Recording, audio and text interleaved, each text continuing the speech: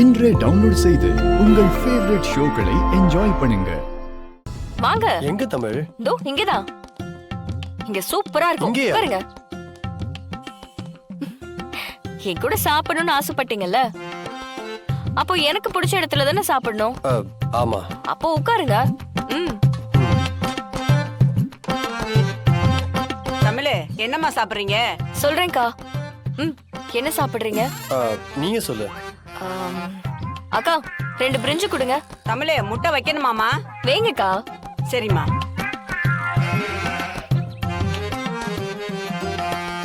தம்பி, என்னாச்சு? இன்னும் கொஞ்சம் சாப்பிடுறா. காசு கம்மியா இருக்குக்கா. அட என்னப்பா நீ, காசு கம்மியா இருந்தா வயிறு பசிக்கிறத நிறுத்திக்குமா? நாளைக்கு கூட தட்டை கொடுங்க.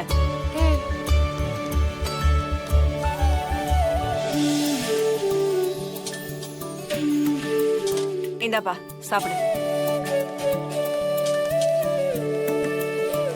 அக்கா, கணக்குல எழுதிக்கங்க.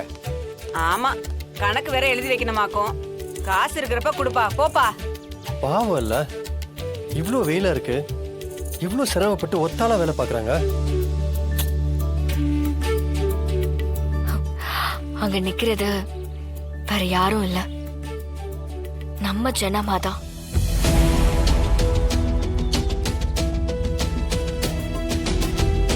ஏதோ இதே மாதிரிதான் ஜனாமா பல வருஷம் கஷ்டப்பட்டு ரோட இட்லி வித்து ஜனா ஃபுட்ஸ்னு ஒரு பெரிய இண்டஸ்ட்ரியை நடத்திக்கிட்டு இருக்காங்க.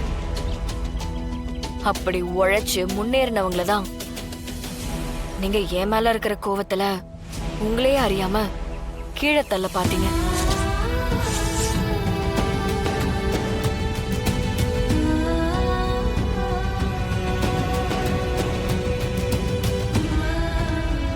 தமிழ், கொடுங்க. நாங்க சாப்பிடுங்க, நல்லா இருக்கும், சாப்பிடுங்க. அக்கா, இன்னைக்கு பிரிஞ்சு செம. தேங்க்ஸ்மா.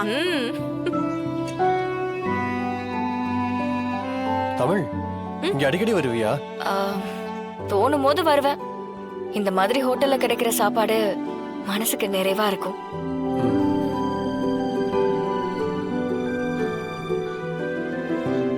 சார், நீங்க உண்மையாவே திருந்திருந்தா எனக்கு சந்தோஷம்தான். அதுக்காக நீங்க இவ்வளவு ஸ்வீட்டாலாம் நடந்துக்கணுங்கிற அவசியம்லாம் இல்ல. சரிங்களா? நீங்க ஜனாமாவுக்கு பிடிச்ச மாதிரி கொஞ்சம் பொறுப்பா நடந்துகிட்டீங்கன்னா ஜனாமாவும் கவலைப்படாம இருப்பாங்க. அதுதான் நாம அவங்களுக்கு கொடுக்கற சந்தோஷம்.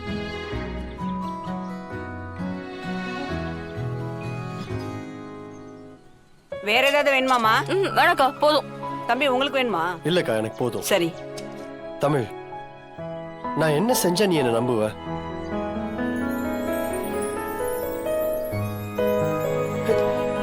தமிழ், பதில் சொல்லிட்டு போ.